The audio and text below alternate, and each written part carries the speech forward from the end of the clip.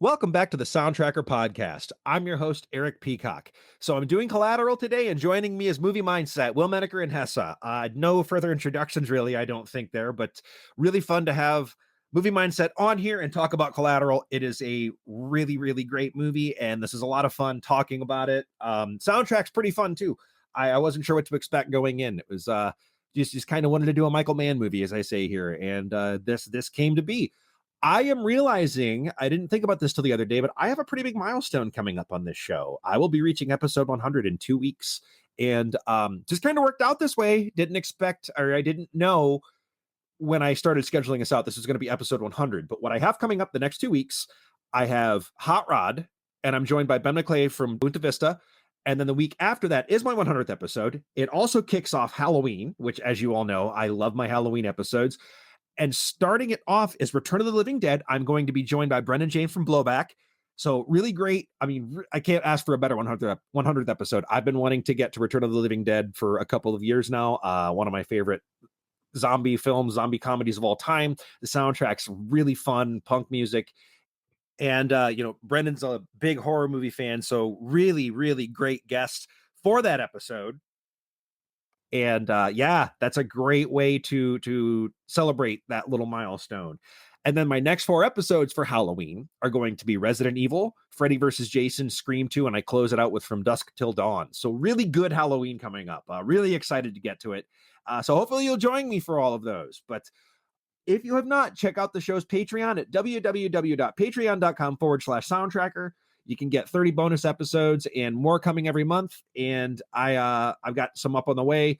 I've got a really good one. Lords of Salem is going to be one of my bonus episodes in October. And I'm recording everything way in advance here, which is nice. I'm going to be ahead of time, which is odd for this show, but I'm going to be ahead. So Lords of Salem is scheduled to be recorded here in the next few days. And I will have that one up middle of October.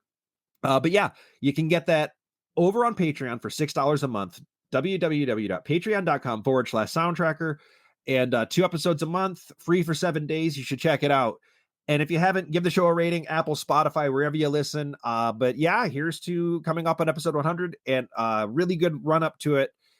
And everything that follows, it's Halloween. It's coming up on my favorite time of year. So really excited for what's coming. And actually my episode back from Halloween is going to be Snatch. So that's already recorded too. I cannot believe how far ahead I am, but yeah, looking forward to all you joining me for those. Here it is, Collateral. Enjoy. Ain't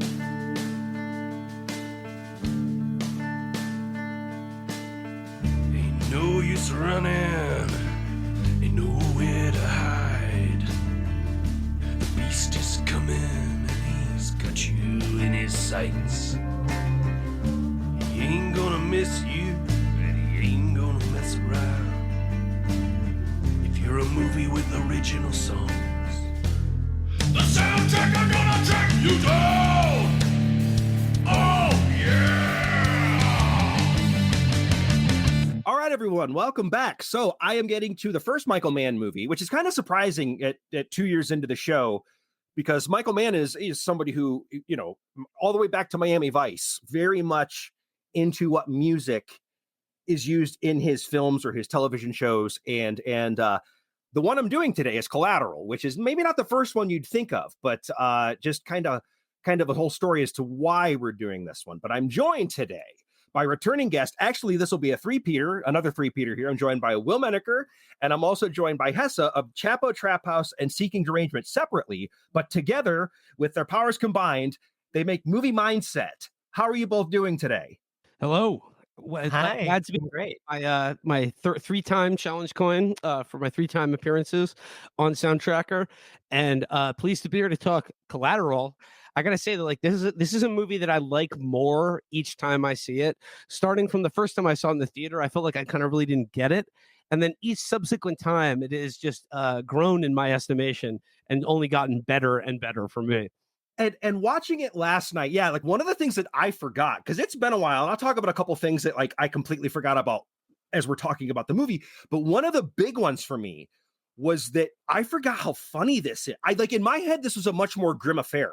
And watching it last night, I was like, this is way funnier than I remember it being. Like, it's very darkly comedic at certain points. And that was one of the things that surprised me. But yeah, I think I like this more and more. And I wasn't as cool as, yeah, I like this pretty much the first time I saw it, but like I have grown to, yeah, this is top tier, top shelf Michael Mann. So I'd go even further and say I think this is my favorite Michael Mann movie, which Bold is kind statement of from Hesse. I know. It's crazy to say, but the first time I saw this, I was like, this is like a perfect movie. I was like, whoa, this is really insane. I think everything is so awesome about it. Everything is just a little off, like everyone's, and we can get into it when we get into talking about it, but I don't know. This one, it's not as big and operatic and, doesn't have the footprint that Heat has or the punch that Heat has. But I think it's like a real tight, perfect, like amazing thriller movie. It's one of my favorite movies. I love it. Yeah, I don't have any. I have no beef with someone saying this is their favorite Mann movie. I could absolutely accept something like that because it's up there for me. So the way this is usually where I'll be like, well, what made you choose this one? Blah blah blah. But this one is one of those ones that kind of came about where Will and I had been talking about coming back for a third season, and then Hesse, you and I had been talking about you coming on, and then you ignored me for like 3 months. No, I'm kidding. We talked about this beforehand. It's just the podcaster way to sometimes forget to get back to people on things. But so I think part of it is also that I'm in like 17 Twitter group chats with like 100 people in them. And so every DM for like an opportunity that someone sends me, it just gets buried by people being like, look at this guy with a weird dick that I found online. Which was actually what my first message was, so you didn't miss anything. Yeah. No. But this is one of those ones where, so like, Will, you were kind of thinking of something to do. This is almost like the episode I did with David Roth and Charles Starr, where it was like Charles chose Baps and then suckered David into coming on. So like David got dragged into this. And so Will and I talked about doing this, and I was like, hey, Will, why don't you drag Hesse into this one with us? So but this is, you got a good one here, whereas poor David had to suffer through Baps. And so yeah, we just ended up, it kind of came together well with this. And thankfully, I knew you would like this movie. Hesse, I actually didn't know that you were such a big fan of this. So I'm really glad that this is one that like you have strong opinions on. I didn't want to like stick you with something that you weren't a big fan of. So, but no, it's awesome to have you two here. So we'll do a little bit of background on Collateral. So Collateral released August 6, 2004 to widespread acclaim from critics, with most pointing to the performances of Fox and Cruz, as well as the cinematography, the editing. There are a whole bunch of highlights for this one, but like I'd forgotten this was such a huge box office success. It was first place debut, $24 million, went on to make 220 worldwide against a budget of 65 million. And the top 10 the weekend that this came out, number 1 was Collateral. Number 2 was The Village. And it doesn't feel like those two movies were in theaters at the same time to me. And there's a few on this list that are like that, where like, well, I just, for some reason, it just feels more recent. I think that may be because it doesn't feel like The Village and Collateral would take place in the same reality, but that's because the twist ending is that The Village is not actually in the 18th century. It's spoilers for The Village, everyone. You're ruining it. Number 3 was the Bourne Supremacy.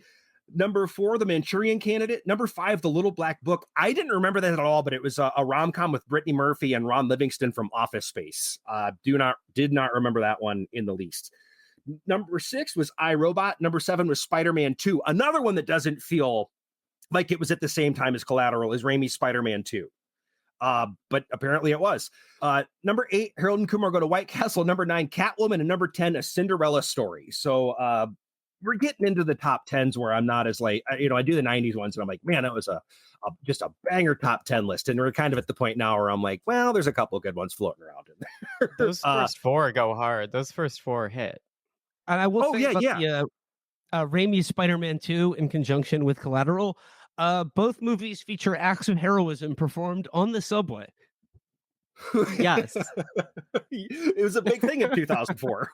Yeah. You mess with one of us, you mess with all of us. If the subway scene in this happened in New York City, it would have gone down different. Let me tell you that. So Yeah, our lights would have stayed on, and Max would have gotten domed. Uh-huh. so there are some really funny possible alternate timelines as far as this movie goes, and like alternate universes where there's different casting. But this movie had a little bit of a long process. So Australian screenwriter Stuart Beattie was 17 years old when he took a cab home from Sydney and had the idea of a homicidal maniac in the back of a car, nonchalantly conversing with the driver, and the driver trusting this passenger implicitly. So he drafted this idea into a 2-page treatment called The Last Domino, then began writing the screenplay. And the original story centered around an African-American female cop who witnesses a hit and the romance between the cab driver and his then librarian girlfriend. The final film has limited resemblance to the original treatment, was the exact way they worded it in Wikipedia. Yeah, of course. But Beattie was waiting tables when he met Julie Richardson, who worked for Frank Darabont. So it ended up in front of Frank Darabont, and they were at the time trying to make these low-budget genre films for HBO. And so they liked this idea, and they set it up under Edge City, but there were 2 drafts that were made, and HBO completely passed on the project. They were not interested. So DreamWorks eventually got a hold of it, and they put in an offer for it the following day. Their early drafts, this is funny you say this, early drafts were set in New York City. I forgot about that when you said that earlier. They were set in New York City, but revisions made it set in Los Angeles. And then during pre-production, they went through a few different directors. One of them had the idea of making the film a comedy, and they cited Scorsese's the direct comedy. They cited After Hours as inspiration, and then that they like, no, we're not doing that. And it started to look like it might fall apart again. However, yeah, that would actually be sick. That would be really funny. You couldn't make this movie in New York. He couldn't do all 5 hits in one night. It would be take too fucking long to drive around. Yeah. Well, Russell Crowe expressed interest in playing Vincent, and that got the development moving again. And he's the one who actually got Michael Mann involved. They worked together on The Insider, but after a bunch of delays, Crowe left the project. And then Mann approached Tom Cruise with the idea of him playing Vincent and Adam Sandler in the role of Max. Whoa. That would have been wow. That would have been amazing, honestly. Honestly, here's the thing. Prior to Uncut Gems, I might have been like, I don't know. And I always like Sandler, but you know what I mean? Like, I might have been like, I don't know. But yeah. And, like, having seen Uncut Gems, like, I can totally see Sandler as Max, and just like the same energy of like one night that just gets worse and worse and worse. And I think, honestly, this film, a lot of the stuff this movie does with the hair and wardrobe of a lot of the actors, I think it kind of predicts is like a precursor to what they did with Adam Sandler's like beard and like hair in Uncut Gems, like the crazy hairstyles. He had the Mark Ruffalo hair, and yeah. Exactly what I was thinking. He had the Ruffalo look. So the screenwriter Beattie wanted the studio to cast Robert De Niro as Max to make them like a good taxi driver. But they were like, no, we're not doing that. And they wanted a younger actor. Cuba Gooding Jr. was offered the role, but he turned it down, thinking he'd be totally miscast. Val Kilmer was originally cast as Detective Fanning, but went on to do Alexander. So that's how Mark Ruffalo ended up in there. And in a similar situation, Dennis Farina was actually cast originally as Agent Pedrosa. Michael Mann vet, Dennis Farina, like doing that, like he did a TV series with Michael Mann, several TV series. And of course, Manhunter and Thief. Yeah. But he subs in Bruce McGill, another Michael Mann vet. That's what I was going to say. Yeah, of all time in the Insider, Bruce McGill going, "Wipe that smoke off your face. This is not North Carolina. This is not Kentucky. This is the great sovereign state of Mississippi." I love Bruce McGill. After I watched this movie, I stand up night, and cheer anytime Bruce McGill is in a movie. Yeah. Have you ever seen the Tales from the Crypt episode with him? I actually watched that after this last night because I was like, I want to see some more Bruce McGill. There's a great episode where he just plays a complete fucking scumbag husband who fakes his own death, and it's like a classic Tales from the Crypt sort of he gets his comeuppance sort of thing in the end, but he's just such a piece of shit in this episode. And he actually has the Ruffalo look in it too. He's got the grease back hair and a shitty goatee. He's just disgusting at the beginning of that episode. But yeah, I love McGill. And then just a few little things here before we get to the movie. Michael Mann described Vincent as a guy who can get, this is like Tom Cruise being a lunatic sort of thing. He described Vincent as a guy who can get in and out of anywhere without anyone recognizing him. So to prepare for the movie, Tom Cruise decided to go and make FedEx deliveries in a crowded Los Angeles market to see if he could do it without anyone recognizing him, to prepare for this role, which is just like so cool. He's so I know. cool. I know. And if you see like footage of like them rehearsing, Fox and Tom Cruise, he has the like Frank TJ Mackey hair when they were rehearsing it. So I'm imagining him like with shoulder length hair making deliveries as a FedEx driver. It's a beautiful image. Well, and for his part, Fox trained as a cab driver. This is great. Also, Tom Cruise's tactical draw is so good in one particular scene. I couldn't find what scene it was, but his tactical draw is so good it's the yo homie that my briefcase scene. Yeah, it's that scene. I saw a tweet about just that. Drills those those two guys. Okay. Yeah, they use it. Experts use it as lessons for handgun training, which is like, and he had never fired live rounds before. And Michael Mann said it's just another example of Tom Cruise being good at anything that involves being athletic. He's so cool. I know, I love him. So Michael Mann also, Michael Mann is a very thorough. So he wrote documents to give backgrounds on Vincent and Max, and then they sat down together, Tom Cruise and Mann, to work out exactly where Vincent came from. Almost none of this is mentioned in the film, but their backstory is super detailed.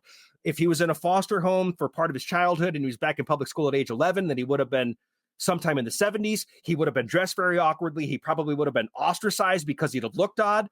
They postulated an alcoholic, abusive father who was very culturally progressive, probably part of Ed Sadlowski's Steelworkers Local, Vietnam vet, had friends who were African-American on the south side of Chicago. The Checkerboard Lounge is 30 minutes away from the Calumet Skyway. The father was probably an aficionado of jazz. They had all of these details for that's him. The Collateral 2, the Collateral prequel novelization. Yeah, it's soon to be released. Timothy Chalamet is young Vincent. Yeah. Mark Ruffalo also stated that the scene where Fanning first discovers Ramon Ayala's disappearance and proceeds to call for SID, Michael Mann insisted for 80 more takes. And Ruffalo goes on to say, you begin to lose your shit, which is funny because like 3 years later, he did Zodiac with also very famously doing 150 takes, David Fincher. So he's worked with a lot of directors and a lot of takes. Right. And then the final one here, it's just funny. There's a popular internet rumor that Vincent's name is actually Vincent Collateral, but that's a joke someone added to the IMDb trivia page, and it somehow got legs. Like people like tweeted that, like, oh my God, I didn't know this. And like, because it even says in there that it's in the commentary, but it's not in the commentary. Somebody just put it in IMDb and it's never been taken down. Someone falls for it like every 3 months. Okay, so yeah, let's talk the movie. So it had been, like I said, it had been a long time since I'd seen this. So a lot of the things that I forgot, besides it being funny, is that Jason Statham is in this. Completely forgot that he shows up. Yeah, the cameo. Well, the briefcase swap at the airport. Yeah, it's so funny that back then you would swap a briefcase at an airport. It's a funny idea because that seems like the worst place to have like illegal documents. A sly handoff. Yeah. Well, the director of The Transporter claims that Jason Statham's supposed to be the character that he plays in The Transporter in this movie. It's just a thing. Shut up. No, he's not. I know. Crank in this movie. He's Crank. Yeah. I think it's like I remember seeing this in the theater, and like to me, like this was like Jason Statham, like the Transporter era Jason Statham, and I see it like I'm like, oh shit, Statham's in this movie, and then he's just says 2 lines and is in it for like 10 seconds at the beginning. Like that's such a strong move from Michael Mann to just set you up thinking like, oh, are Statham and Tom Cruise gonna fight? No, they're just gonna hand off a briefcase to one another at LAX. You'll never see him again. So cool. Yeah, you will to never be seen or heard from ever again. Well, and I forgot how great this movie looks with that grainy look, because they were using that for the Viper digital camera, which is like the big thing at the time. But this was like the first movie. Zodiac also went on to use that same camera, but like this was like the first movie to use that. And that grainy look, I've heard people say that it makes the dark scenes too dark or whatever, but fuck that. It makes this movie look like you're watching almost like a handheld documentary, and it adds so much to this movie. I mean, like Yeah, the it blue sheen, the like rough blue sheen is so beautiful. it has it recalls what you said about like how everything seems a little bit off, and like to me like is that's what I love about Michael Mann's camera so much, and particularly his invocation of like urban nightscapes and like the urban dreamscape, because like it's sort of the subjectivity of his camera and like its lens. It creates such an uncanny realism that it's like almost too real.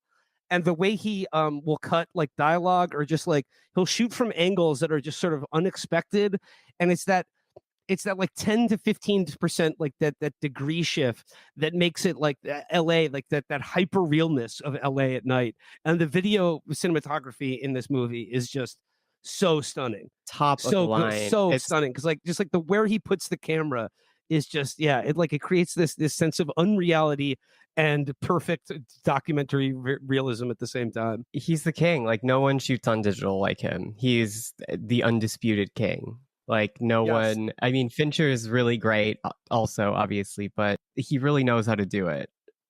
Yeah. And another thing that this movie does really well at the beginning, it's incredible with efficiency and getting to know the characters. Because except for Vincent, because, you know, another thing I noticed watching this last night is if you didn't know what this movie was about, if they didn't tell you like Cruise was a hitman or whatever, you might not know exactly what his motivations are until that body hits the roof of Fox's car. You know what I mean? Like you wouldn't know. You know, it was some sort of shady from the shady handoff in the airport, but all you see is that he does that. Max, they establish as a guy who's just trying to get by, doing crossword, just a normal dude, you know, doing crossword puzzles between fares, cleaning his cab, taking shitty LA couples that are arguing in the back. They get that Debbie little bit with Mazar. him and, oh, is that who that was? Yeah, she was also didn't in Michael Mann's Oh, The shit. Insider. Yeah. Oh shit! I did not pick up. I didn't even realize that was who that was last night watching this. But there's that conversation with him and Jada Pinkett Smith, who plays Annie. They, you know, he starts kind of flirting with her, which is understandable, and shows that they show that he's a very good cab driver. He gets her there fast. They like the same sort of music, kind of meet cute stuff, and that you find out he wants to start his own limo service. He can tell that she's an attorney, so he's got a good eye. She's working a big case. You know, we get the multi-violence thing, and she gives him a business card, and it's like this very efficient character building and character motivation for Max within like one conversation. You know what I mean? There's like, it's not an exposition dump. It just does it perfectly. By the way, Eric, like you're talking about how upon rewatch, like we both realized how funny this movie was, and part of that for me was Jamie Foxx telling his idea for like the dream limo service that he says is like, quote, a club-like experience, is like the worst idea for a business. Yeah, it's that's, really that's an idea really you have bad. on cocaine, and like, Yeah, you know, like it adds to the really dark humor of this movie. yeah, it's so funny, and you know there are parts that are so pathetic, kind of like where he pulls out a book with just pictures of the Mercedes S-Class in it and looks at it, and like he's, you know, reading a book. It's really like stuff like that made me a little sad for his character, but yeah, I do. It is awesome. And he's kind of like, I think that's what makes his shift in the movie even better, I guess, is that like he's kind of dopey at the beginning. You know what I mean? Like he really is sort of like a dopey guy, even though you see that he's like astute, but like he's just like a dumbfounded guy when he gets this big shot attorney's number. You know what I mean? He's just like, yeah, he looks just like he's just like a normal dude. And we come back to Cruise's Vincent, who I mean, we'll talk about Fox obviously, but just how good is Tom Cruise in this movie? Jesus Christ! Like, why doesn't he play so my villains good. more often?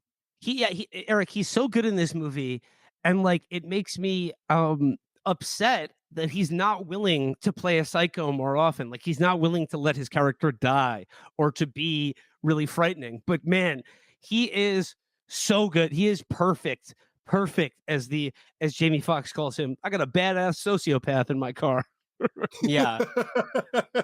Well, and like close. to your point about like how funny this movie is, and why I was talking to Hesse before we got on the recording today, and I said that like watching this movie now, I realized that it's like it was very powerfully ahead of its time, for this basic reason. Like of the era, like we hadn't been like fully saturated by social media yet in 2004, But to watch this movie in 2023, and if you spend time on Instagram, Twitter, Facebook, TikTok, any of the social media sites, and you are a guy or really anyone, you are daily held hostage by I Ching and Darwin Weeding, work adjusted psycho hustle grindset Vincent types. And We are all listening. yeah, Like, yeah, exactly. Like, and the thing is, like, if you are just a loser who has an idea for, like, I don't know, the island limo company, the club like limo experience, and are just basically eating shit every day of your life, um, perhaps to be shaken out of your doldrums by their grim and brutal life advice is maybe what you need to stop being such a pussy. But like Vincent and all of them, taken to its logical degree, they're just going to murder you. yeah, they're just gonna try and kill you and the woman that you love. It's truly It's a big lesson to be learned from this movie, really. yeah. No, but Max as a grindset guy is very funny to me. Like trying to get things going, to get his limo going is a very funny thing to think of in 2023. But Vincent's the guy that's like, no, like, fuck that. Like, you can't work for anyone else. Start drop shipping. Start getting cam girls. Yeah, Vincent's the guy who's like, here's how I make $400,000 an hour. I kill people for drug cartels. Yes, that's right. You can be making money like I am. It's like not even as money. evil as what a lot of the grindset those like. So I like when he first gets in Max's cab too. I think this was in the commentary. You know, he gets in the cab and he's like sort of standoffish with Max immediately. He's kind of a dick. The reason that his character did that is he wanted to find somebody who was a pushover. So had Max been at all standoffish, he'd have found another cab. And that's like an unspoken thing in the movie. They don't tell you that, but that's why he's testing Max to see, okay, is this guy going to like talk back and give me shit? Because if so, I'll find another cab with somebody who's very meek and will drive me around while I kill people, and I can sink my hooks into and do what I want. He also wanted like a good LA cabbie. I mean, it was very clear that, Max has spent the requisite hours playing San Andreas and GTA 5. He knows where all the shortcuts are. Oh yeah, absolutely. He knows where all the power-ups are. He knows all the challenges. A big V on his mini map at all the locations of the murders. Their conversations, I actually like the parts where they're kind of boys, where they're kind of broing down in the car. Even after shit goes bad, and that, like, because that's one of the fascinating things about this movie, I guess, with Vincent's character. The dynamic between Vincent and Max is one of those things that fascinates me, because it almost does. Look, Vincent is a sociopath, but it kind of at points, like, he's going to kill Max, but there's a part where you feel like maybe it's almost like Hannibal, where you kind of question, like, how much of an affinity does this person have actually for Max? Like, how much of an affinity could a guy like Hannibal have for Will? Because he, a sociopath isn't going to go in and try to make someone look better in front of their mom like Vincent does. So there's at least some sort of thing there where he like feels for this guy, but he's going to fucking kill him when this is all over. You know what I mean? And I like that dynamic where, you see it after the club scene where the two of them talk, or not the club scene, that's where everything kind of goes bad, but after the second hit, where like things have gone really bad, but they still kind of have these, they're not boys at that point, but like they're conversating like they were friends. You know what I mean? And I love those bits because, at the beginning conversation, when he asks Max if he's got a date with Anne, and like he just seems like a busy businessman. Like, it's because Tom Cruise has that charm and charisma, and he seems so likable when he's telling him he wants to drive him all night, that you could see Max being like, well, okay, sure, whatever, I guess I'll do this for you. You know what I mean? Because Cruise, even playing a psychopath, can't turn that charisma off. It's the Harry Lime thing from like The Third Man. It's why, Orson Welles is so scary in that movie, because he's so charming and so swag. And then you get him in the Ferris wheel and he's like, wouldn't it be fun to kill every child in the world? It's like, oh, whoa, hang on. Yeah, obviously there is no relationship between Vincent and Max, but for a complete sociopath, there is like little bits where they hint at maybe Vincent at the very least is fascinated by Max. You know what I mean? He's fascinated by this guy more. Yeah, like a cat playing with a hamster that it's gonna kill or something. Yes.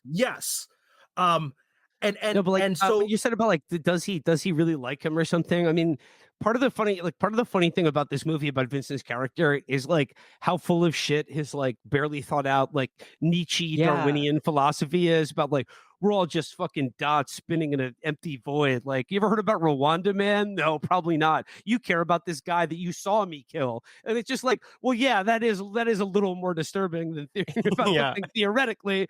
But also, like, at the end when he's just sort of like, are you gonna call that girl, man? And he's like, you should do it. You know, if we get through this, he's like, life, it's short and then it's over. And he's like, yeah, definitely make a move on this girl. I'm definitely not just going to murder you when this is all over. It's just sort of like, who are you doing this for, man? It's for his own conscience. Something else, kind of like Max. Something else I noticed is that he, like this time watching the movie that I had never noticed before, is that Vincent knows that the girl that gave Max her number is his last target because he's seen the business card. And which is why he keeps saying, like, are you going to call that girl that gave you her business card? And then Max at the very end, when he's talking to her, he's like, oh, he knew that I had just dropped you off. That's why he was picking me. That's why he chose my cab. And yeah, so I thought that was really interesting. And also, another thing that I texted Will about when I was just watching the movie now is another funny contradiction is Vincent at the beginning being like, you know, a guy died on the subway in LA and no one even noticed. He was just there and everyone got on and off. They didn't even notice there was a dead guy sitting there. And then like one scene later, there's a dead guy on the floor and he's telling Max, pick him up. Come on, it's just a dead body. And he's like, come on, let's pop him in the trunk. Well, that whole first murder is just very a man fun, that murdered in front of you. What's the matter? Yeah. That first murder. I know everyone's so atomized and disconnected here in LA, but you know, I forget what I said a second ago. Did you go back to being disassociated from humanity? Yeah. And stuff this dead body in the trunk of your car. Yeah, he's like, LA is so evil. It's so mean. Oh, I hope I don't have to kill these guys. You better get them away from the car. Yeah, he's so like, because the way that first murder plays out, you know, he's waiting in the car, that body hits the roof, and it's like jarring when that happens, but then like Max getting out and asking if he's all right. You know, he's just a normal guy thrown into this extraordinary situation. And he's like, what is at the part? He's like, I think he's dead. And Vincent's like, good guess. Yeah. Just, it's so funny. He just, yeah, whatever. Help me get this body in the trunk. You got it. Or one of my favorite, I think the funniest line in the movie maybe is Ruffalo when they're at the scene and Ruffalo's like, a guy's like, maybe he jumped out, and he's like, oh yeah, he was probably up there feeling depressed, jumped out of his third-story window, landed, it felt a lot better, and said, oh, you know, time to go for a nice walk or something. Yeah, I tried to commit suicide jumping out of a 3-story building. Yeah, and then just walked away. Well, and I also like too when there's stuff in the body in the trunk that Cruz is still turning on that Cruz charm, and like when he sort of goes along with Max when he's like, take the cab, and then he's like, no, get in the fucking car. You know, at first he's like, yeah, sure, man, and then he's like, no, get in the fucking car.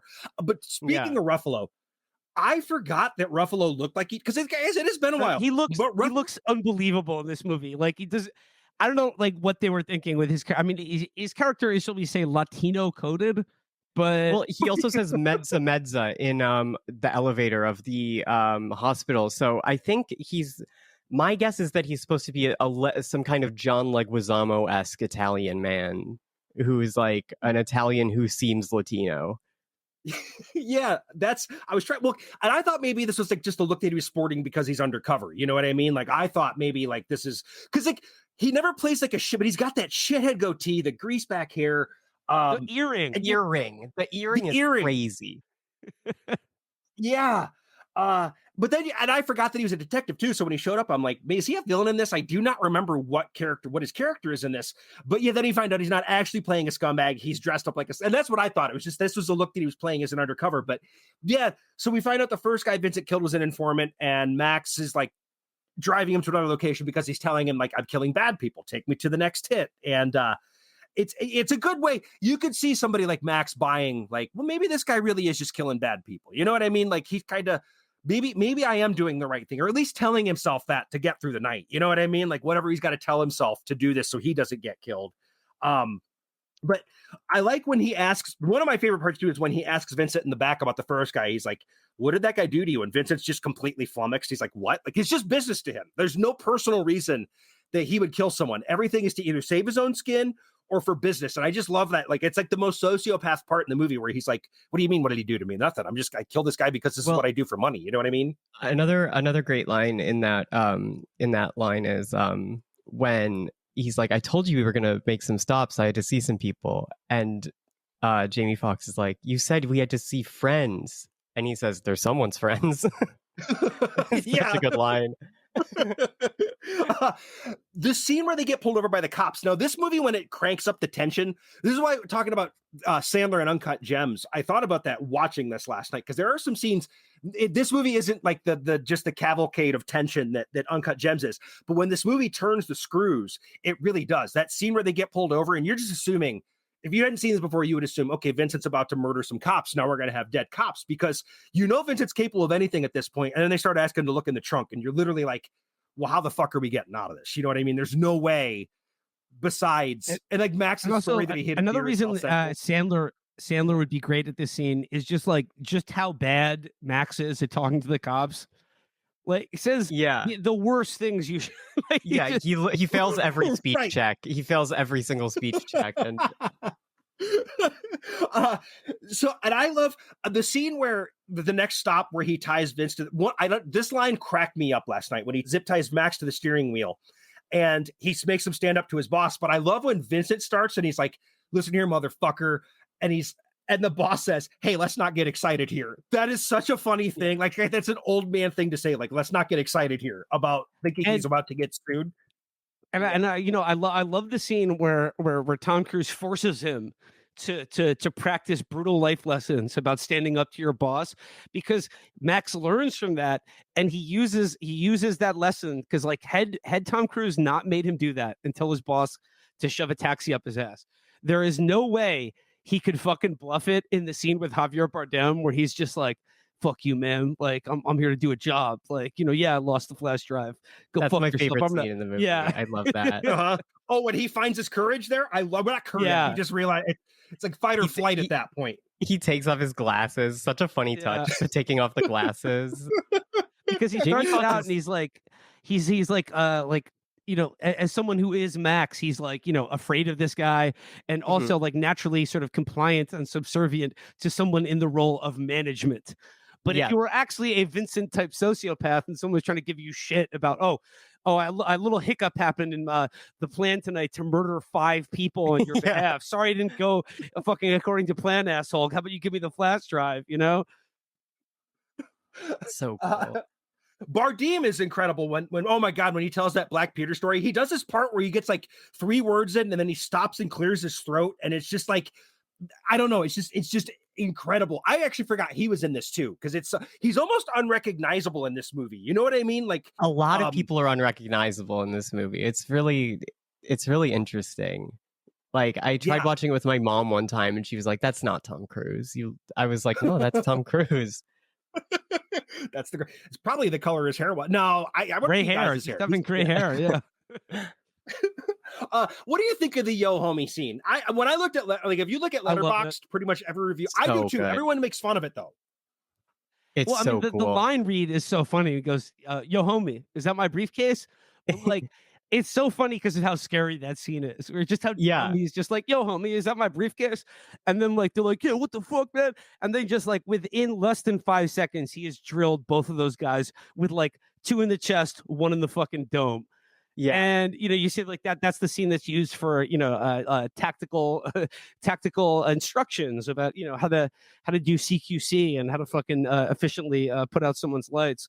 But I mean, it's just the thing you gotta remember about like what separates Michael Mann movies from like other action thrillers is like the loudness of the gunfire in his movies is like the closest thing that like to replicating what it's. I mean, look, I've never been in a shootout or anything, but like you go to a shooting range, even when you got the fucking big Mickey Mouse headphones on, the guns are so loud.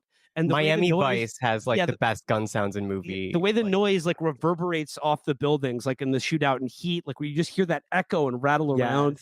It's just like you feel it. And another thing I really like, and we see this in the shootout in the club scene too. In Michael Mann movies, I like that the action is like choreographed, but not overly choreographed. It still Yeah. has that really like kind of desperate, frantic quality that you would imagine like a true life or death struggle feeling like.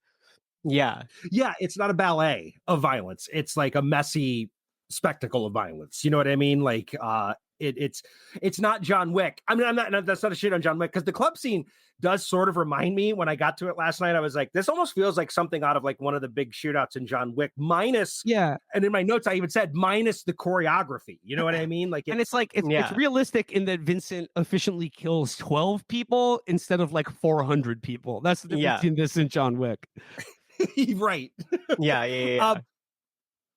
So I like to. Okay, do they never do confirm? I don't think in this movie. I was trying to last night. It was one of the things I wanted to keep my eye on, and I couldn't remember if I don't think it does by the end. They never actually confirm, but it's supposed to be. When Fanning realizes that, when they see those bodies, and Fanning is like, there's a cabbie who went nuts and shot himself in the head, and like they kind of like they never do confirm that was Vincent, though, do they? They never explicitly say, Vincent, this is his MO. He goes out and picks up cab drivers, has them. I Run him always on just hits and then assumed kills that them. was the case. Right. I just Yeah. thought I mean, that you're was his supposed to. tradecraft. Like, yeah, that was his way of, like he says, making sure middle management never can identify him. Yeah, That's so cool. But I Another like success pick up win, on that. another business success win, hustle, grindset tip. Yeah. Get a gig worker to do the work. Yeah, get a for you. wagey to do all the face-to-face Right. stuff for you. Literally, it's like those TikToks where guys like, yeah, I have like a 15-year-olds in India, and they like, oh, sir, I made you $10,000 today. Great, here's $20. Keep up the good work. Well, and like I feel like a lesser movie though would have explicitly come back to like a part where like Vincent says like that last cab driver. You know what I mean? Like I feel like you would have had that seed planted by Fanning, and then later in the movie they would have like said, yes, this was Vincent that did this. This isn't just an idea that Fanning had. Like they would have. I feel like if this movie had been made by a shittier writer or director, there might have been a scene where Max found out this is something that Vincent's done before. I think that's a really good point, and like it establishes, like I always assumed that this was the case, that like this was just Vincent's MO. But like I think in a Michael Mann movie, like the what's the first scene we see in this movie is Vincent arriving at the airport. What's the last scene we see in the movie? It's like they're on the subway going to the airport. The last image in the movie is just a train departing. Very similar to the beginning and end of Heat. Beginning of Heat is Robert De Niro getting off the LA Metro, going from the airport. The last scene is at the airport. And in Michael Mann's sort of like nighttime city dreamscapes, LA especially, I think it's just very much about like individuals in transit through the city, and like their sort of their future or backstory, and like they just live, and at one point they die, and like I don't think the backstory is really important. He's about like these existential portraits of men at work. Yeah, and that's why something I really love about this movie is that it all takes place in one night, which I'm obsessed with movies that do that. And it like is, I don't know, I just love that. Like the contained nature of it, and the fact that you have to get all of this. It's very, stressful, all of this like happening in one night. It's very, like you said, very frenetic and very Michael Mann. I'm with you so much on that one, Hesse. I am a sucker for movies that take place within a short time frame. Like the whole film takes place over the course of like a whole day or a whole night. Is just like I'm a sucker for that sort of structure for a movie. The jazz club scene is one that I forgot just how good that bit is. It's great. Another evidence of just like Vincent's unbearable like success win asshole grindset mindset is that of course he's into jazz as well. Yeah. I mean, if being a murderer wasn't bad enough, making you listen to jazz even worse. And then he knows all the trivia about, Charles Mingus played here and Chet Baker, and do you know this or that? It's just like, just shoot me now.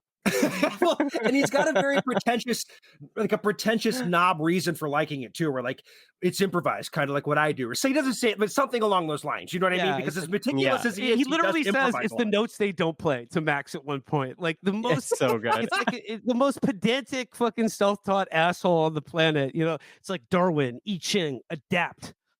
It'd be funny if he did the La La Land speech to Matt. I love the way he just puts two in that guy's head right in the middle of that club too. Like he doesn't so funny. Yeah. And when Jamie Foxx is like trying to like answer for him, he's like, he learned at music school. Let's go. All right. Yeah. All right. But that's when go. But that's I was thinking about this scene, and I remember it's a very striking one. It's one I very much remembered from like the first time I saw it. Just like how quietly he just dumps 3 bullets in that guy's head after quizzing his knowledge of Miles Davis. But in the moments leading up to that, where like their target tells that story about Miles Davis and like that like hipster couple that wanted to approach him and be like, "Oh, hi, Mr. Davis. I'm a big fan of your music." And he says, "Get the fuck away from me, you jive motherfucker, and take your silly bitch with you." That the lesson of the movie is be more like Miles Davis. Yeah. Don't be a pushover. Don't let weirdos fucking gas you up and get in your cab or push you around. have you Yeah. ever read any of Miles Davis's comments on Steve Miller? They had to tour together once, and Miles Davis fucking hates Steve Miller. What did he call him? That No, playing motherfucker? Because he had to open for Steve Miller. They were on the same record label, and he called him that no playing motherfucker. Is the like that nickname for that he gave him? It is just he fucking hates Steve Miller. Hated Steve Miller. Miles Davis is a fucking funny guy. But then Max realizes that Vincent was going to kill him no matter what. You know what I mean? This is where Max starts to realize, like, this guy's not killing bad people. He's a bad person. You know what I mean? Like, he can't even kid himself anymore. But then again, you see that side of Vincent where he, like, when he's with his mom and he's being like a sweet, you know what I mean? Like, he's good at turning on. Yeah, it tells him to get the flowers and stuff. Yeah. And then we get that really great when Max takes off with his bag, and we get that really great long shot of the two of them on that bridge, and the camera's sort of like moving around and zooming around as they're facing off. I just love that shot so much, where it feels like you're watching like a documentary footage of like a standoff, like a helicopter or a news footage of two people standing off on a bridge, and it's awesome when it does that. There are so many are so many amazing helicopter shots in this movie. Yeah. Of the LA nightscape. It's just, it's incredible. But Hess and I talked about this moment. There's an unintentionally very funny scene right after he dumps he throws the briefcase onto the highway. Cruz like tackles him and he just goes, "All my prep was in there." And all I could think about is that he was talking about HIV medication and like he was just going to LA to have sex with men. Yeah. All my prep was in there. He's going on Grindr. Like Max realizes he's gay when like a dildo falls on the car. And he's like, "You're still taking yeah. So that's where we get the whole Felix thing. But okay, I'm gonna ask about this. We'll just talk about this part. We'll jump ahead a minute. The coyote scene. The funniest thing about the coyote scene to me is that so that has been confirmed that it was literally just an accident, not a happy accident. They came by, they were like, film these coyotes going by. And there are probably 4,000 Reddit posts deciphering what that scene means. It is so fucking funny that it has inspired that much. Oh, well, yeah. It's really hard. There are so many multiple competing interpretations of what could this sort of lone urban predator milling about the night, what could that stand in for here in this movie? Yeah. With Reddit, explain this to me. YouTube video 3 hours long. Collateral, audio slave needle drop. Yeah.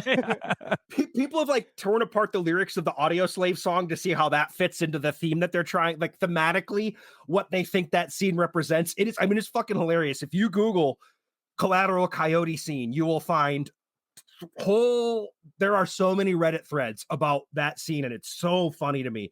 Also, the symbolism is just a little too opaque for me, honestly. What was Michael Mann? What was he smoking, folks? So yeah, I like too when he tells Vincent, because again, you see him being kind of sweet to his mom, and then you find out the kind of person that he is when he tells Vincent, "If you screw this up, I'll kill you," which he's going to do anyway. And then I'll execute your mom to tie up loose ends, which he is also going to do anyway, no matter how. Yeah, she saw him. She saw him. Told her his name. Was doomed. Yeah, and it shows Jamie Foxx's face when he does that, and he's like, "Oh fuck!" Like, no. Yeah. Yep. Oh, and there's a really funny line too that I don't know if this is intentional or not, because Tom Cruise is very touchy about this.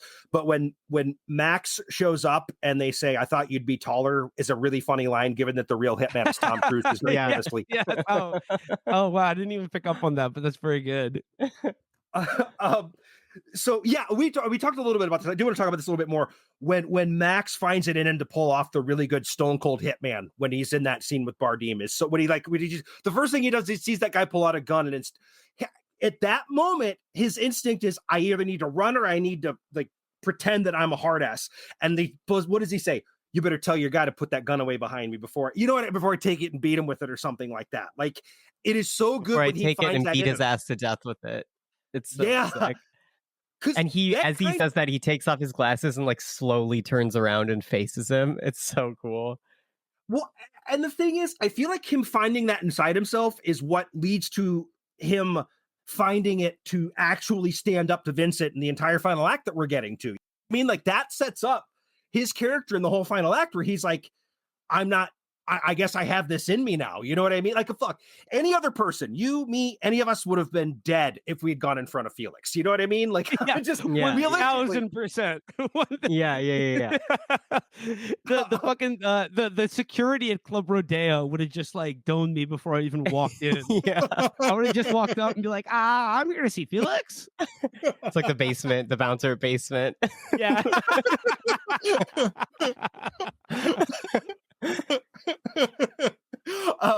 So yeah, we get all this stuff's happening. So they're going to take out the final two targets. Felix has his men after. The FBI is after Max, who they think did it. And that's where we get to that club fever scene, which again, I love, because this movie for the most part is quiet and methodical. And then all of a sudden it feels like we're watching something out of John Wick. But I love what a madman Cruise is when he comes in there. He takes that guy down and stomps on his face, and there's like veins standing out of his neck when he does, like he's like gritting his teeth. Yes, as he sort of like does the final stomp to break the guy's neck, and sort of like turns his heel as he does it, and like rotates his hips and body, and he has that grimace on his face of just, that's the look of Cruise intensity and determination. My favorite Cruise intensity moment in this movie is probably when he's chasing Jada Pinkett and Jamie Foxx through the building and throws a chair through the like huge plate of glass, and then sprints through so fast that he trips over the chair. That was surely a mistake that they kept in the movie. Completely unplanned. 100%. But Mann, I think Mann confirmed it even in the commentary, but yes, he just liked it so much they decided to keep it, because Cruise, the consummate professional that he is, didn't lay there and say cut or whatever. He was just like, I'm going to get up and run this off. You know what I mean? Like, I'm not, I'm just going to keep the scene going. He didn't yell cut. We're going to keep doing this. But yeah, we get just that he just goes in there, he starts kicking the shit out of people, and people getting shot left and right. But Vincent saves Max from getting killed. You know what I mean? Like, he stops Max from getting shot. So this is where it ties into the whole, I know he still needs Max, but not really. He's got the names now. He could go find another cab driver at this point for the last, because I think at that point he's only got Ann left. So what the fuck? So why save Max there? You know what I mean? I think it's because like he does like Max. And it's not just that like I just think like, and presumably he's done this a bunch of times before, and like in his whole sort of beyond good and evil, like, internet Nietzsche philosophy about like, oh, we're all just fucking atoms careening around the universe, no one remembers anyone, one life, who gives a shit or whatever. I think it's like he just assumes that most people will like meekly submit to their own execution, but like the ways in which Jamie Foxx Max like flummoxes him, the fact that he even comes out of the club with Javier Bardem alive, I think like shows him a little something. The way he stands up to him at the end, he's sort of like impressed that like it's just a side of humanity that Vincent isn't used to, the everyday ordinary hero who can rise above extreme fear and pressure to overcome. Yeah, it's disrespect as a grindset guy. Yeah, it's like that thing of like like a predator animal playing with its prey, like toying with it. But if that prey like bit back or like fought back or something, and he's just like fascinated. Another scene that is improvised in this, when I love, first of all, when Fanning just died. I mean, all of a sudden he's just toast, Yeah, you know what I mean? freaking dome. But the part when Jamie Foxx or Max realizes that everything just fell apart, like his face in the car when he's like, I thought I was out of here. And he careens into those cars beside him on the way out, like just like lackadaisically hits those cars. That was improvised by Jamie Foxx. The door was supposed to hang open on the car and it wouldn't stay open. So Jamie Foxx just pulled over and sideswiped those cars on the way out to like still managed to like hit that car with his door, because it was like he wanted to play, like they wanted to play it that Max is just like giving up at this point. You know what I mean? Yeah. And because that part struck me as funny last night, the way he just like into those cars on the way out. And that was another one of those where the door was supposed to be open and Jamie Foxx was like, well, we'll do this my way at this point. But I didn't know that watching it last night, because I even pointed to that part. Like, it's very funny that he just sideswipes those cars when he's got like 6 feet beside him on the way out and he still hits those cars going through. But there's another one of those little talks where they're kind of antagonistic towards one another. And this is where Max finally calls Vincent out on being his bullshit. You know what I mean? It says that nihilism is boring. Your philosophy is boring. You know what I mean? Yeah, you're full of shit. He's like, you're full of shit. You know, if I was in the taxi cab with Vincent and I was faced with like the very sure prospect of my impending execution once I fulfill my utility to this sociopath who's now, holding me hostage, I would explain to him that, like, yes, it's very likely that we are the only life in the universe and that we are infinitesimally small on the scale of time and space. But Vincent, it's because of that each individual life is so precious. I know it's because we are so insignificant. We may be the only way the universe is aware of itself, so that each memory, each store of memory, the conscious experience of reality that you snuff out for money, even if they are federal witnesses against a very wealthy drug cartel, you are subtracting from the sum total of the universe's existence. Thank you very much. Good night, sir. Please don't murder me and my mother. I would just be like, I'll suck your cock if you let me go. I would have done both personally. That's the way I would. So he tells him, and I love that, like, Max is so fed up with this shit that he just crashes the cab. Like, I'm so tired of hearing you talk. But another very funny part is that little fight they have in the mangled cab where Vincent's trying to kick him like through the back seat, like he's just kicking him in the shoulder. And he escapes. So like, they're both in this mangled cab, and Vincent's just like throwing these weak little kicks to hit Max because he's pissed. And again, great tension when that cop shows up. And they find the body in the trunk, and he realizes that Anne's the final target. And that whole last sequence is so tense, though, where it's like he's outside. I love the shot too, where Max is outside on the street and Vincent is in her apartment, and there's that shot over his shoulder. You see Max in the street. You see how much distance there is between, Max is right outside, but there's 20 stories between the two of them. You know what I mean? And yeah, it's just a really cool shot of how much space there is between Max actually saving the day if he can't get a hold of her and get her to like fucking hide as fast as he can. And it's great. And Vince is just going through there like a madman. And there's that awesome little stalking through the dark scene where he sees he sees on the phone where she's calling from. And it's awesome. And Max I love that Max he takes an axe to the building's phone lines and electricity. Yeah, it's so cool. Yeah. And Max just shoots him right in the feet, like right in his ear. And when he's like, get away from her. And he's like, oh yeah, what are you going to do about it? And he just pulls the trigger. I really Before like that. He even finishes the sentence. It's so cool. Like, that is the only hope you'd have against someone like Vincent. Like, don't let him finish the sentence. Yeah, not let him just shoot him. Sentence. And don't pull the trigger once. Pull it at least 3 or 4 times, because taking off an ear is not going to stop this guy. Yeah. It's zombie rules for him. Well, and I love how that chase on the subway ends too. They had that final shootout and it's sloppy as fuck. And I love that about it. It's not like they're just blindly firing. And it's just the millisecond when like electricity connects and like the lights blink out on the subway. It's just like that millisecond of not being able to see is the only thing that allows Jamie Foxx not to be killed in that scene. Yes. And I like that, because it was like, 1v1, this guy, as Cruz says to him, the last thing he says to him before he gets shot is, Max, I do this for a living. And I love that, like, in the Michael Mann sense of like professionalism and men work.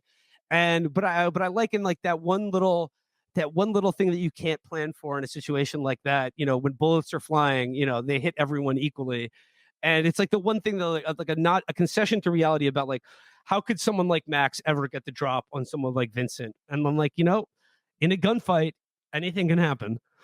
Yeah, that's what I love too, because I feel like you said, anything can happen, and that the way that gunfight goes down is like the perfect example of that. You know, because they're just all of a sudden they're just firing at each other from like 6 feet away through a door, and Max is the one who comes out on top through a bunch of luck, really.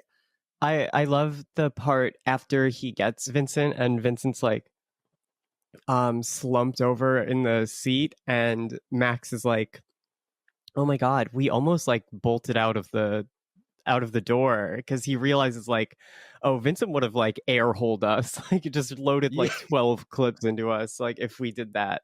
And he's like, oh, it's really only just pure luck that we didn't. Well, and that whole scene where Vincent is dying, I like how the tone is in that scene, because like Max almost seems like he feels a little sorry. Like he sits down and he's like, hey, we're almost at the next stop. You know what I mean? Like we're like, you maybe you could find a hospital or something, man, you know? And it's that Michael Mann thing of like the adversarial, you know, enemies that are bonded through their, you know, adversarial relationship. So yeah, Cruz asks, he comes back to that story of the guy who sat on the subway train. You know, he asks if anyone would notice a guy sitting on the MTA and dying, and he drops his head. And again, this movie fucking ends. You don't see what happens. They don't cut to like Max running a limo service. That's not what this fucking movie's about. It is about this single night and nothing else. And they leave the train and take off with his body still in it. And that's the perfect ending for this movie. And it's like a fun thing is that like Max is kind of fucked. Like his life is kind of over now because they think he's Vincent, and there's really not. I don't know. I think a nice U.S. attorney letting everyone know that he's actually a pretty good guy, and he didn't actually. Well, I mean, he did hold a cop at gunpoint and handcuff him to a car. So even in the service of saving the life of a U.S. attorney, we'll see how much pull Jada Pinkett Smith's Annie has at the Justice Department. Yeah, that was a traffic cop. That was like the worst cop on the force. Everyone hates that guy. It's fine. Right. Yeah. He might. Yeah. He's lower than though. They're not going to worry about him too much. No, but I just love this fucking movie, and I'm really glad that like we got to do this, because I hadn't watched Collateral in a long time, and I was due for a rewatch. And much like we said earlier, the more we watch this, the more we like this. You know what I mean? Like it is one of those. Just it gets better with every viewing, I feel like, sort of movies. Two definitive things from this movie. Like Cruz has got to allow himself to be cast as villains more often in movies. He's got to like relinquish some of his psychotic dictatorial control over his own image.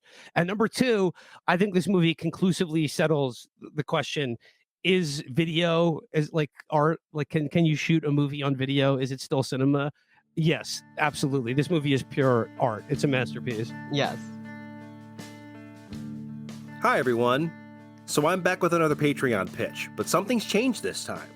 So I've been saying since the start of the Patreon that this is basically what's going to help keep this show going. And for people who might be sitting on the fence, I have something exciting. Patreon picked me as part of a test group to try free trials. So if you're someone who's been debating whether or not to get signed up, go to www.patreon.com/soundtracker, where you'll find my $3 tier, my $6 tier, and my $8 tier. The $3 tier comes with a 14-day free trial, and the $6 and $8 tiers come with a 30-day free trial. There's no commitment, and if you don't like it at the end of the month, you can cancel. But in that time, you can check out the bonus episodes and get a feel for it and see what you think. And if it's something you enjoy, hey, welcome aboard. But give it a shot. www.patreon.com/soundtracker. I'm not sure how long I'm going to be able to offer this, but as of now, it is something that I can offer. And it's exciting, and I'm hoping that this gets more people to check out these bonus episodes, because there's some truly great stuff in there, and more to come. Let's dig into the soundtrack here. So the soundtrack is a mix of scores and songs, and James Newton Howard did the core of the score stuff. Howard's other work is like Pretty Woman, The Fugitive, Space Jam, a whole bunch. I mean, humongous list of films that he's done. There's additional score stuff from Antonio Pinto, who did the score for City of God just prior to this, but he's done dozens of scores over the years. And there's additional. Amazing. Yeah. Oh, I know. Great City movie. of God is just, that's why, yeah. But I think that's probably what got him this job. You know what I mean? Like the City of God work, because it was like 2 years before this came out. And then, so the score stuff, and then you got Tim Rothrock, who's done work on Good Will Hunting, the SpongeBob movie, but he's worked primarily as a producer with like Beck, Elliott Smith, Motorhead. Again, very diverse as a producer. So the score half is very good. They all sort of bring their own sounds to it, which makes it interesting to listen to the score as a whole. Apparently James Newton Howard put together a whole long score that didn't get used. Like only half of what he recorded appears in the movie, and only like a quarter of it appears on this album. But we're going to talk about the songs, not the score stuff so much, because the soundtrack's not actually that easy to find, but all the songs are. It's like it's hard to track down some of the songs by like some of the Antonio Pinto work is hard to track down, but the main songs, the popular songs, those are pretty easy to come across. So we'll talk about those for this. The soundtrack released on August 3rd, 2004. Here's the top 10 the week this soundtrack released. Number one, this is a 2004 list. Number one was Ashley Simpson's autobiography. Number two was, now that's what I call Music 16, which featured Andre 3000, Payoff, Yeah. Hoobastank's The Reason, and Yellow Card's Ocean Avenue, all on one album. I love Your looking at favorites. Your favorites are back. I love looking at what's on those though, because those are popping up a lot now when I do lists that take place after like 1997. And it's always funny because they're just such oddball mixes. Like it's just such stuff that doesn't fit together at all. Number three was Shine's Godfather. It's stuff that you would call music, though. I mean, Yeah, go yeah, there, yeah. it's music. Absolutely. I'm not going to Can't say, say it's that's not music. It'd be funny to call it I Can't Believe It's Not Music. Just put the same songs on it. That could be the new ones, we could do a whole new, I don't know if they probably still make the Now. I bet there's like a Now 70 by this point. Oh yeah. So number three was Shine's Godfather Buried Alive. Number four was Mobb Deep's America's Nightmare. Number five was Alter Bridge One Day Remains. Number six was Usher's Confessions. Number seven was Jimmy Buffett's License to Chill, which is just Yeah. I hate Jimmy Buffett. I Me hate too. Jimmy Buffett. That's actually the first concert I ever went to was a Jimmy Buffett concert that my parents dragged me to. Probably around that time, probably around 2004. I think that's like a lot of people's experience with Jimmy Buffett is that their parents dragged them to a show. It's like, Yeah. I got friends who just parents love Jimmy Buffett. Number 8, Gretchen Wilson's Here for the Party. Number 9, Prince's Musicology. And number 10, Avril Lavigne's Under My Skin. So the first song on this soundtrack is The Roots with Cody Chestnut, Seed 2.0 from their album Phrenology, which is a reinterpretation of the song called The Seed from Cody Chestnut's album, The Headphone Masterpiece, which is an album that I could literally spend an entire hour talking about. I'm not going to, but this version here, humongously popular. It was listed at number 330 on the top 500 tracks of the 2000s with Pitchfork. Just a big song. This was, 2004. This was like, a big song when I was in college. This is a staple of my college years. This Roots Cody Chestnut collaboration. It's quite catchy, but hey, folks, put the kids to bed before you put this one on because it's got some suggestive lyrics. Parental advisory on this one. Well, the thing is, like, I like that this gave Cody Chestnut some more exposure, and he had been in a video for the Strokes did some live performance when the Strokes were humongous, and he like pops up on stage with them during Last Night, just kind of like holding his arms out with this like really really like flashy jacket, and I hope he gets some money whenever this song pops up in an advertisement, because he took like 15 years to make another album, but he just hasn't done much since then. But he had the balls to make a double album for his debut, a double album recorded in his bedroom called The Headphone Masterpiece. Like, that takes balls to do something like that. You know what I mean? Like, call your debut album a masterpiece and make it like 30 tracks and have it live up to pretty much the standards that you've set there. But like, Will, I'm with you though. I said, this reminds me of like a whole year of my life in college, both the Cody Chestnut album and this song. And really the reason I chose this above the other Mann movies is because I saw this on the soundtrack and I wanted to talk about this song. But yeah, it's awesome. So at number 2, we've got Groove Armada with Hands of Time from the album Love Box. This is like a weird mix of electronic and blues, which sounds like it would be awful on paper, but this one kind of worked. I actually kind of like this song. Not kind of. Is Sounds this like the song where I love Ruffalo this pulls up to song. the house and like discovers that his witness is No, dead? that's part of the score. Oh, Which- okay. Yeah. Which I love that part. That's one song from the score. But the Groove Armada song is when Jamie Foxx is driving Jada Pinkett Smith down nice. to the location, and she says, "Can you turn it up?" And he says, "Oh, you like the classics, huh?" And I'm like, this song came out 2 years before the movie was made. Yeah. It's great, and I guess I don't know why I said kind of works here because I didn't have that in my notes. It works here. It's weird though because it's like it has this unique sound. It gets really big towards the end. There's like layering of the vocals, but I thought I was gonna hate this song about 30 seconds in. But like this is actually one of the ones that I added. I make like I have to listen to these soundtracks. And I keep some things I'd let things I'll never listen to again. And this is one that made my list of like soundtrack songs that I'll definitely listen to beyond just doing this episode on Spotify that I've put together for myself. It's good. I really like this one. So at number 3, we've got Calexico with Guero Canelo from their album Feast of Wire. I love Calexico. Feast of Wire is their best album, and it has their best song, certainly, which is Black Heart. And it's funny, when I was putting my notes together, I was like, Black Heart would have worked better because it's like a big, sweeping cinematic song. I genuinely think it's one of the coolest songs ever. And then I realized something. Michael Mann went back to Black Heart. It's the song that they used in the trailer for Public Enemies, the Johnny Depp Dillinger movie.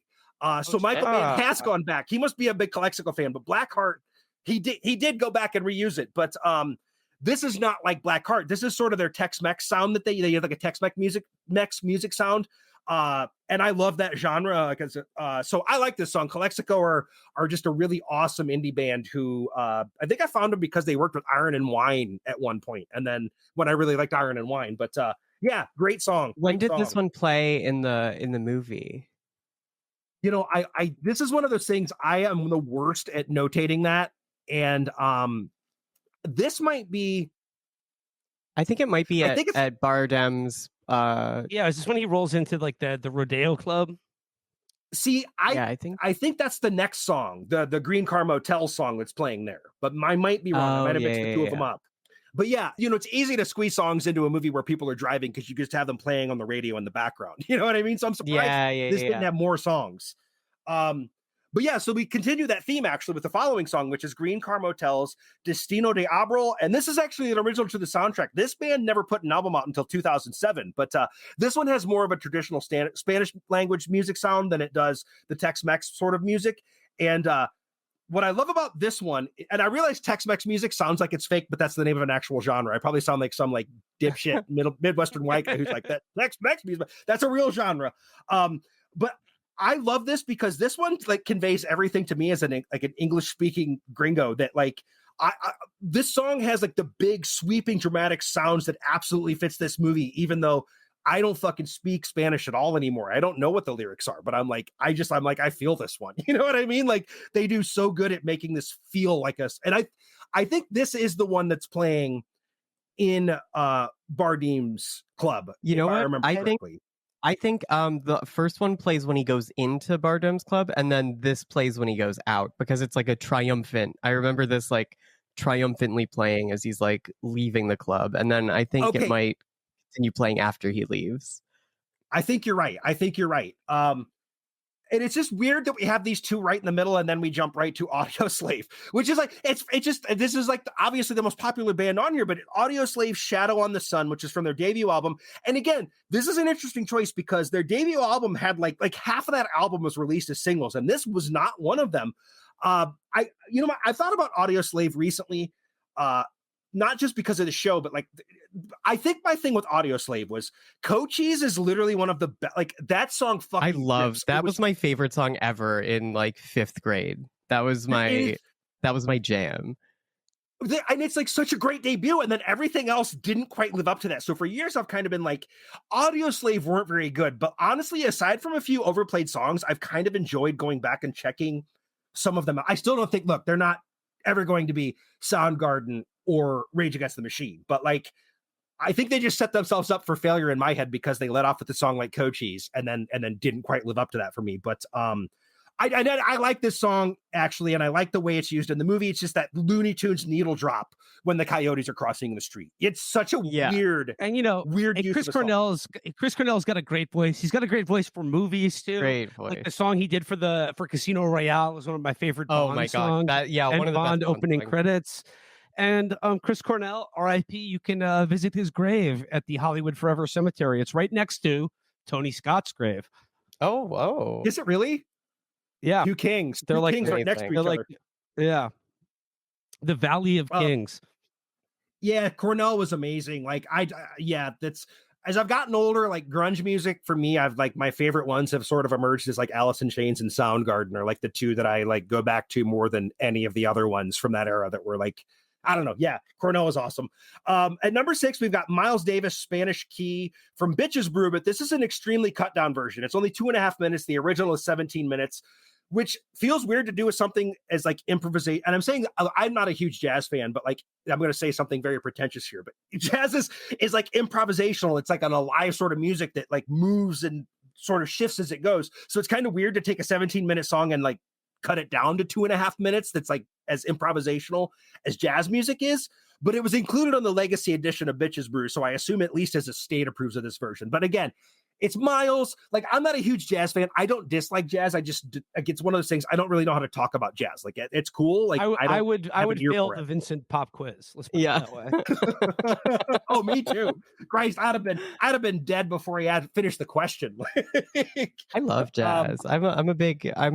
It's not my favorite. My favorite is probably like, I love 90s techno and like Euro like dance music, but I love jazz too. I don't know.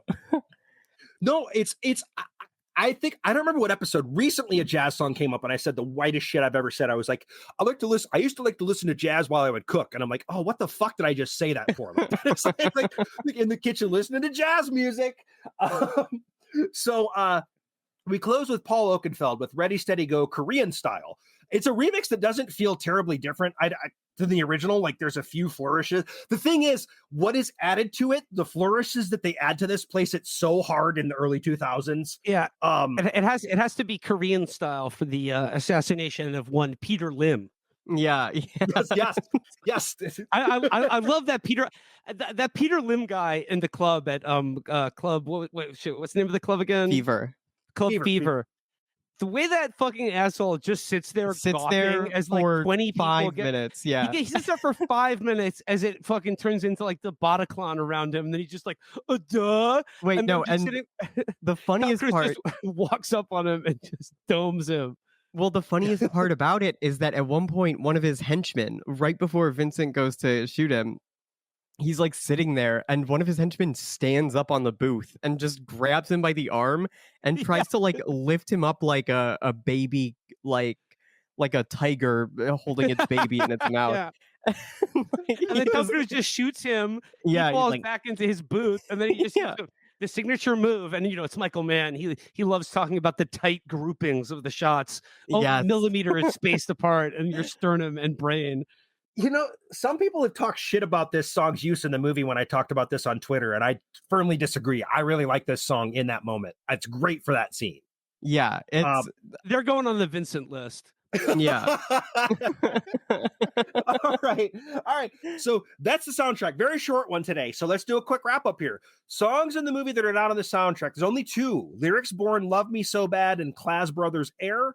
Is it on Spotify? None of the score stuff is, but the rest of the stuff is here. Everything we just talked about is on there. All right. We'll do some of the rating. score stuff is really good too. It's kind of a shame. I know.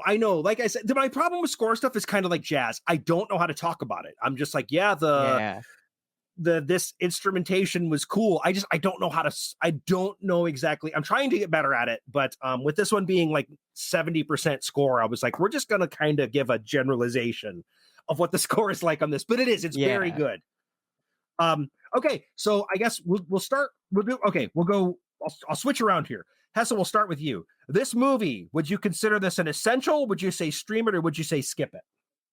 I would say essential. Absolutely. It's completely mandatory viewing to get into the movie mindset. It's also on Netflix, which is, if you still have Netflix, if you're A You're rube not, like not just me watching who, Suits. yeah, you're not watching Suits or World War II in color, Part 9. It's time to put on Collateral. It's time to take a trip around the city with your two favorite pals. Will, what about you? Essential, stream it, or skip it? Yes, not optional. This is essential for movie man set. Mm-hmm. Oh, period. All right. We'll start with you on this one, Will. The soundtrack, essential, stream it, skip it, or cherry pick certain songs off of it? I would say just cherry pick certain songs off of it because it's just like varied styles of music. It's just sort of check it out and like just select what vibe. If you're walking down the street, do you want to feel like you're in a shootout at a nightclub? Put on the Oakenfeld. If you want to just feel like, hey, I'm driving around LA, it's chill, no murderers have accosted me yet, put on that Roots with Cody Chestnut. All right. Or if you want to Hessa. feel like you're going to a drug cartel club, put on the Tex-Mex music. Yeah. Hessa, would you say it's essential, stream it, skip it, or cherry pick certain songs off of it? I would say cherry pick certain songs. There were like a couple that I really liked. I love the Tex-Mex song and the one after that. And the Oakenfeld is pretty fun. But yeah, other than that, I can take or leave the other ones. The Roots one is pretty fun. I think it's a little I don't know. I don't have the nostalgic attachments that I have to the other ones, and it sounds a bit a little dated to me, but I do love it. And yeah, I'll say cherry pick certain songs off of it. You could skip the Audio Slave, listen to Cochise instead. I agree on that one. Yeah. Okay. And yeah, I would say cherry pick song. Honestly, you can't even stream the thing, so it's cherry pick certain songs from it, and the ones that are present. It's your only option. Right. Do the two go well together? The soundtrack and the movie. Absolutely. Yeah, definitely. Absolutely. Yeah, that's the thing for how the songs maybe not working as a whole as a soundtrack. And that's, again, the reason I like doing this one is because it's fascinating to me that this is not a movie that had to have a physical soundtrack release. You know what I mean? Like there was no reason for this to have. If they wanted to do just the score, like this is kind of the era where it would have been just like, fine, just put the score out. You don't need to include these like 7 popular music songs on here. But it works though. The songs work great in the movie. So for sure. All right, Will, we'll start here. Top 3. If you had to pick a top 3 out of the 7 we just talked about here? Audio Slave, Oakenfeld, Calexico, whatever. What would you pick? I would go with very the short Roots, list. the Roots, Oakenfeld, and probably the Calexico song. All right, Hessa. I would go with the Calexico song, the Oakenfeld, and then the other song, the Green Door one. Okay. I forgot what it's called. Destino de Abril. I couldn't remember either. I had to pull up my notes here. Yeah. My top 3.